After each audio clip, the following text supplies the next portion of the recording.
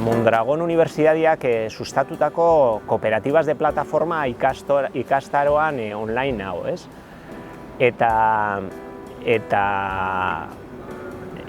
askotan pentsatu, behin baino gehiagotan pentsatu izan dut, Arimendiarrieta gaur egungo teknologiakin zer egingo lukeen, ez? Zen ikusteot, hori, ez? Bere, aurreratu bat zan, ez? Visionario bat zan, ez?